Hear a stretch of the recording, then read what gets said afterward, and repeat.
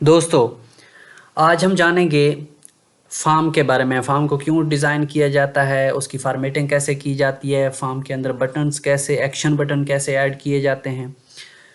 सबसे पहले यहाँ पे देखें, हमारे पास एक टेबल मौजूद है।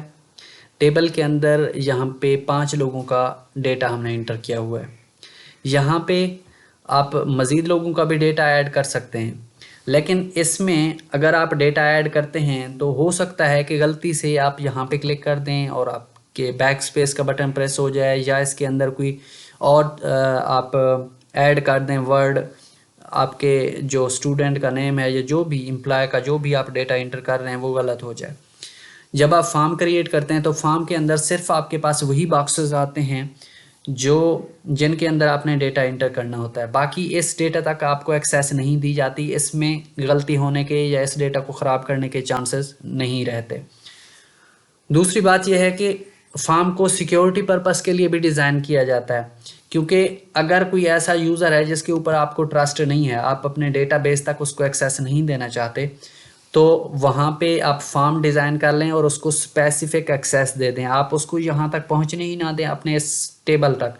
आप जस्ट उनसे डेटा लें या जो भी टास्क आप उनको देना चाहते हैं, सिर्फ उसी चीज़ की एक्सेस दें फॉर्म के ऊपर और उनसे डेटा कलेक्ट कर लें या वो काम करवा लें जो आप करवाना चाहते हैं। यहाँ पे मेरे पास ये टेबल मौजूद है। बाकायदा हम एक फॉर्म क्रिएट करने जा रहे हैं। यहाँ पे आप इसको क्लोज़ कर दें। सेव करने के बाद आप यहाँ पे क्रिएट पे क्लिक कर दें।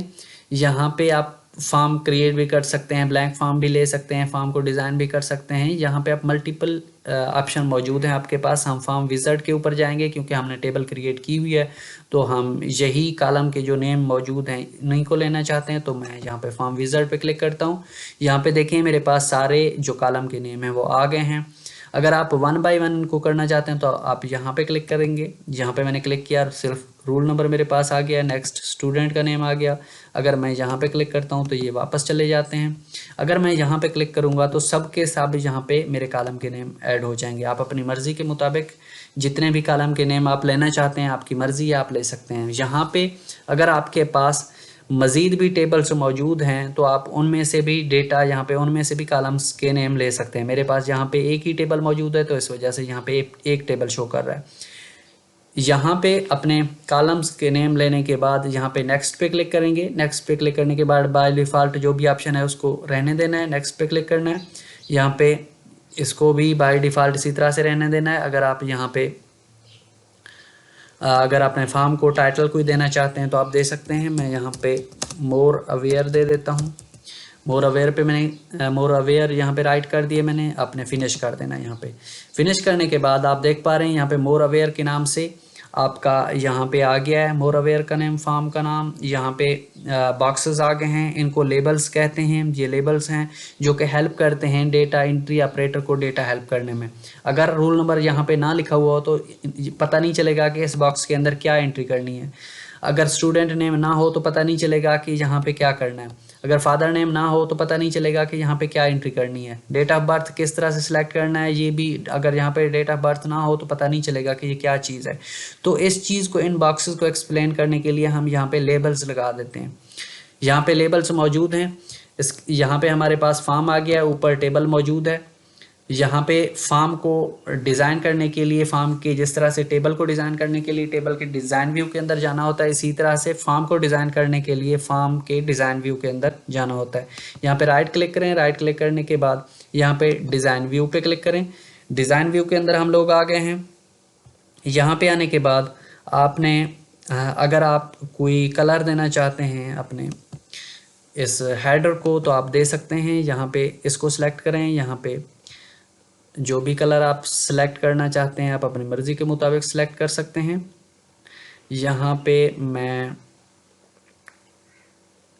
ये वाला कलर सिलेक्ट करना चाह रहा हूँ या कुछ और सिलेक्ट कर लेते हैं। यहाँ पे मैं आता हूँ, यहाँ पे ये वाला ग्रीन कलर सिलेक्ट कर लेते हैं। इसके अलावा यहाँ पे आते हैं। यहाँ पे आने के बाद मैं यहाँ पे कोई कलर सिलेक्ट कर लेता हूँ। ये वाला कलर मैंने सिलेक्ट कर लिया। इसके अलावा आप अपने इन बॉक्सेस के अंदर भी कुछ कलर सेलेक्ट कर सकते हैं। यहाँ पे मैं कलर सेलेक्ट करता हूँ कोई भी ऐसे, ये वाला कलर कदरे बेहतर नहीं लग रहा, मैं कोई और कलर देख लेता हूँ। ये वाला मैंने कलर सेलेक्ट किया है। आप अपनी मर्जी के मुताबिक दे सकते हैं जो आपको अच्छा लगता है। इसके अलावा यहाँ पे आप लोग इस तरह से सिलेक्ट करेंगे इनको, और यहाँ पे आके आप अपने फ़ॉन्ट का कलर भी सिलेक्ट कर सकते हैं। मैं यहाँ पे वाइट करने जा रहा हूँ, अगर अच्छा लगे तो, नहीं तो कोई और कलर भी सिलेक्ट कर सकते हैं। यहाँ से ये वाला ब्लू भी सिलेक्ट किया जा सकता है।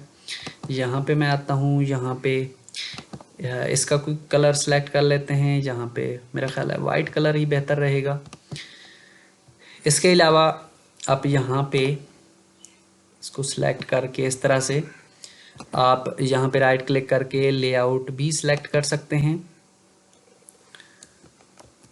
अगर ये वाला अच्छा नहीं लग रहा आपको तो आप कोई और भी सिलेक्ट कर सकते हैं। यहाँ पे मैं इनको सिलेक्ट करता हूँ। सिलेक्ट करने के बाद यहाँ पे स्टैक में मैं सिलेक्ट करता हूँ, और यहाँ पे इनको इस तरह से सिलेक्ट कर लेते हैं। सिलेक्ट करने के बाद यहाँ पे इनको अलग से सिलेक्ट करते हैं ताकि इनको सही तरीके से एडजस्ट कर सकें। यहाँ पे मैंने लिख लिया इनको, और यहाँ पे मैं कुछ बटन्स ऐड करना चाह रहा हूँ नीचे। बटन्स ऐड करने के लिए मुझे यहाँ पे जगह बनानी होगी, तो मैं यहाँ पे इसको यहाँ पे नीचे ज़रा ड्रैग करता हूँ फुटर को। फुटर को ड्रैग करने से पहले मैं यहाँ पे वापस जाना चाहता हूँ अपने फार्म व्यू के अंदर, देखना चाहता हूँ कि ये किस तरह से बना हुआ है। तो ये कुछ हमने व्यू इसका चेंज कर लिया है, फॉर्मेटिंग इसकी की है, यहाँ पे आप देख पा रहे हैं। वापस हम अपने डिज़ाइन व्यू के अंदर चले जाते हैं। डिज़ाइन व्यू के अंदर जाने के बाद यहाँ पे आते हैं। यहाँ पे हम लोग कोई बटन ऐड करते हैं। यहाँ पे आप देख पा रहे हैं कि यहाँ पे हमारे पास ये टेक्स्ट बॉक्स है, ये वाला, इस तरह का आप डिज़ाइन कर सकते हैं। ये हमारे पास लेबल है, लेबल इसको कहते हैं।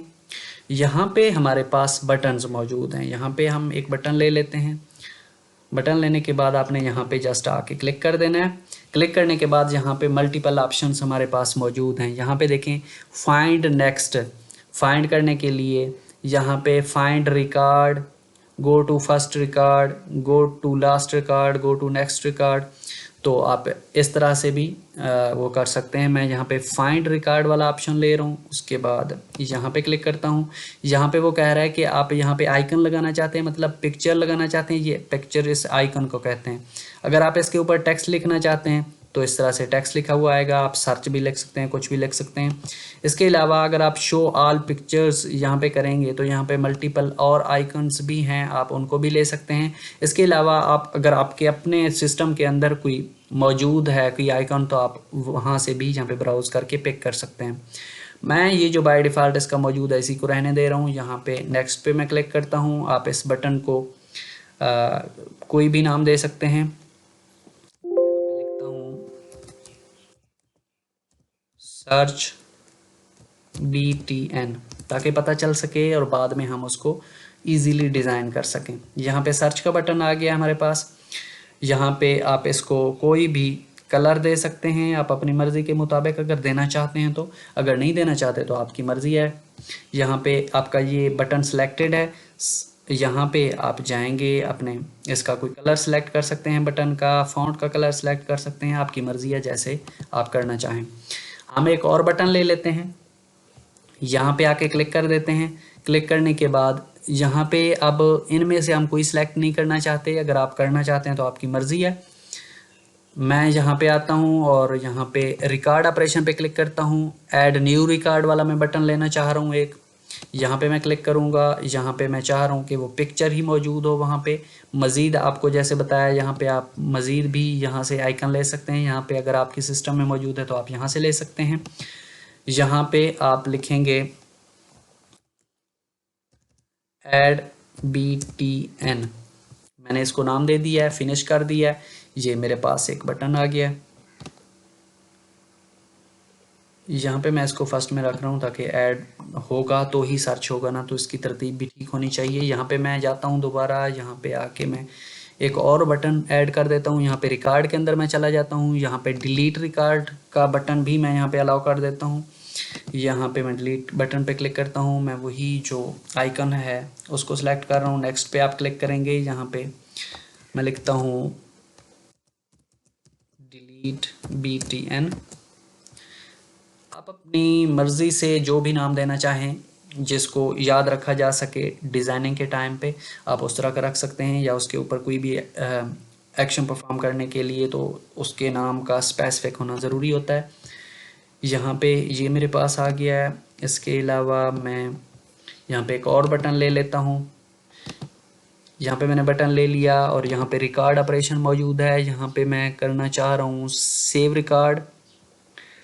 सेव रिकॉर्ड का बटन मैं ले लेता हूँ, नेक्स्ट करता हूँ। यहाँ पे नेक्स्ट कर देते हैं इसको। यहाँ पे मैं सेव BTN सेलेक्ट करता हूँ, यहाँ पे मैं इसको फिनिश कर देता हूँ। ये बटन हमारे पास आ गया है। इसके अलावा मैं एक और बटन लेना चाह रहा हूँ। यहाँ पे मैं जाता हूँ, यहाँ पे जाने के बाद यहाँ पे क्लिक कर देना है आपने। क्लिक करने के बाद यहाँ पे जाना है और यहाँ पे प्रिंट वाले ऑप्शन पे आपने क्लिक कर देना है। यहाँ पे मैं नेक्स्ट कर देता हूँ, आपने इसी तरह से उसको रहने देना है। यहाँ पे मैं प्रिंट BTN लिख देता हूँ बटन का नाम, यहाँ पे फिनिश कर देना है। इसके अलावा एक और बटन अगर देखते हैं कि क्या ऐड हम कर सकते हैं, यहाँ पे फॉर्म क्लोज का एक बटन ऐड कर देते हैं। यहाँ पे फॉर्म क्लोज का यहाँ पे ठीक हो गया, आइकन ठीक है। नेक्स्ट पे क्लिक कर देते हैं। क्लोज फॉर्म BTN ओके हो गया, फिनिश कर दें।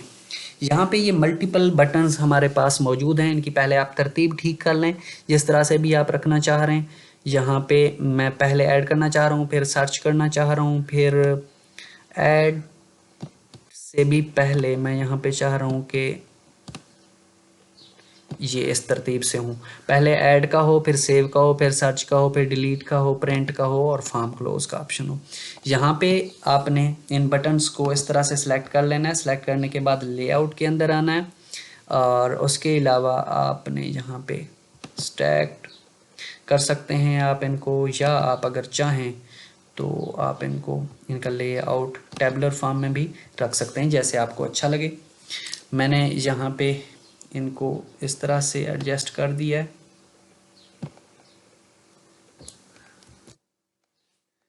अभी के लिए इस तरह से मेरा ख्याल है ठीक है।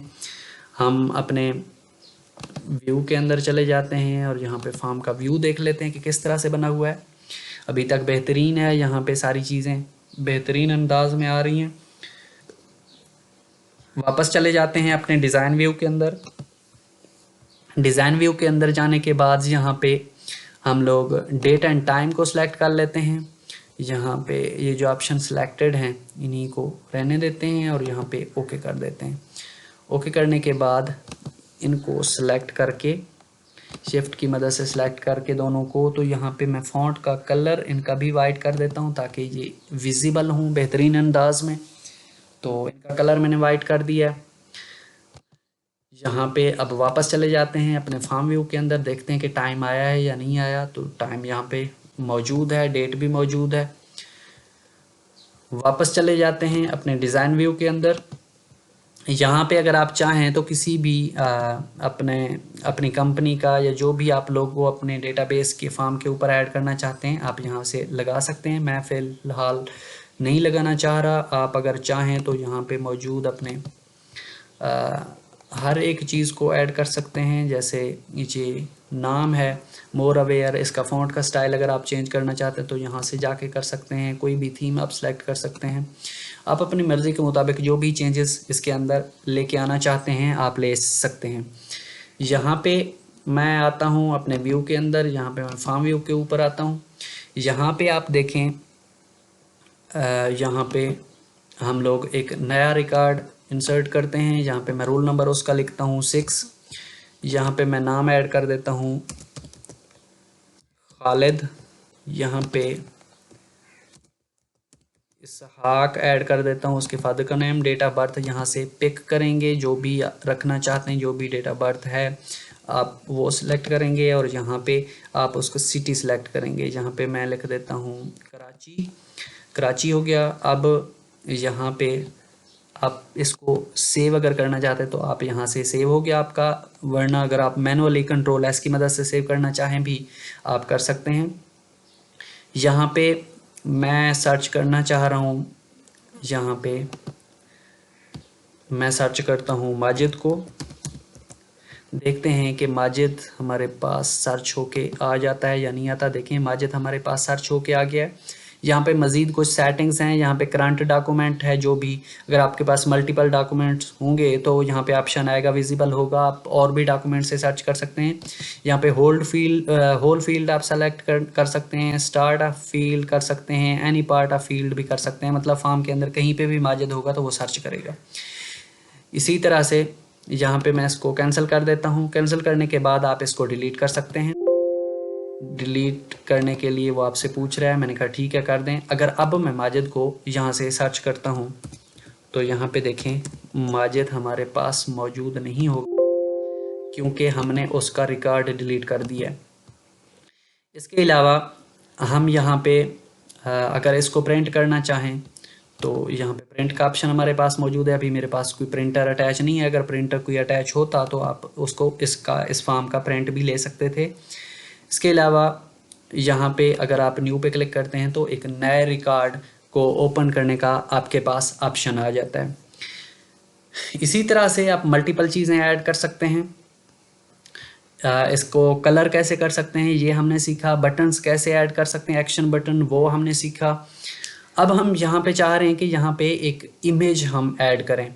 इमेज ऐड करने के लिए आप उस इमेज को स्टोर करने के लिए सबसे पहले आप अपने टेबल को, यहाँ पे टेबल के अंदर चले जाएंगे, और यहाँ पे मैं इसको सेव करके तो मैं यहाँ पे इसको यहीं पे छोड़ देता हूँ। यहाँ पे इसके अंदर चले जाते हैं। यहाँ पे टेबल को सेलेक्ट करने के बाद आपने यहाँ पे आना है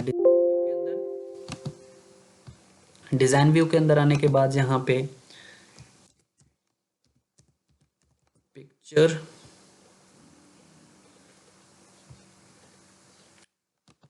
यहाँ पे मैं आता हूँ, यहाँ पे ऐड कर देते हैं पिक्चर।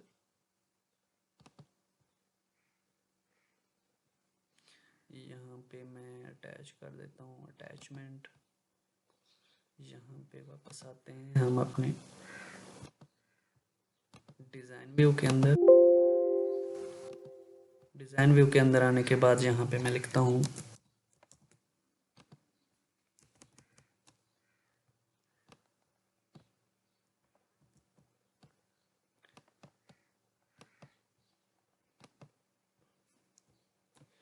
सपोज हम यहाँ पे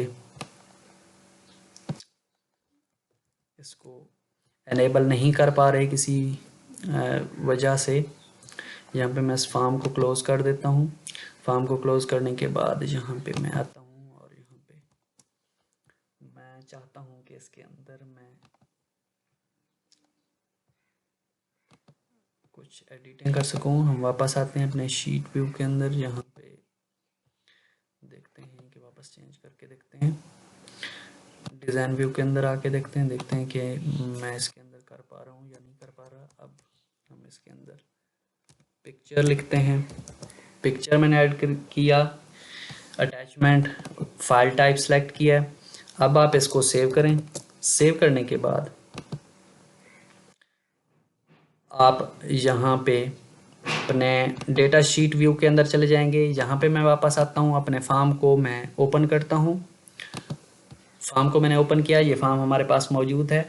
अब आप क्या करेंगे, यहाँ पे फॉर्म के डिज़ाइन व्यू के अंदर आप जाके तो आपने ऐड एग्जिस्टिंग फील्ड पे क्लिक करना है। ऐड एग्जिस्टिंग फील्ड पे क्लिक करने के बाद आप देखें यहाँ पे हमारे पास पिक्चर का ऑप्शन आ गया है। पिक्चर को यहाँ पे लेके आएंगे, यहाँ पे आप इसके लेबल को डिलीट कर देंगे। लेबल को डिलीट करने के बाद यहाँ पे आप पिक्चर को अपने हिसाब से एडजस्ट कर सकते हैं जैसे आपको अच्छा लगता है। इसके साइज़ को सब कुछ आप अपने हिसाब से एडजस्ट कर सकते हैं। मैं चाह रहा हूँ कि मैं यहाँ पे इसको लेके आऊँ और यहाँ तक भी बटनों के हिसाब से इसको अलाइन करूँ। तो इस तरह से आप अपने हिसाब से जैसे चाहें सिलेक्ट कर सकते हैं। यहाँ पे मैं फॉर्म के डिज़ाइन व्यू के अंदर आ जाता हूँ। यहाँ पे आपने क्लिक करना है। देखिए आपके पास अटैचमेंट का ऑप्शन आ गया। यहाँ से आप चाहें तो कोई भी पिक्चर जहाँ पे जो भी आप रखना चाहते हैं आप सिलेक्ट कर सकते हैं। अपनी इस प्रोफाइल के साथ आप अटैच कर सकते हैं। ओके का बटन आपने प्रेस कर देना है तो आप इजीली इसके ऊपर काम कर सकते हैं। उम्मीद है फॉर्म से रिलेटेड आपके सारे क्वेश्चन क्लियर हो गए होंगे। अगर फिर भी आप कुछ पूछना चाहते हैं तो कमेंट बॉक्स में पूछें, मैं आंसर करने की कोशिश करूँगा। Thank you so much.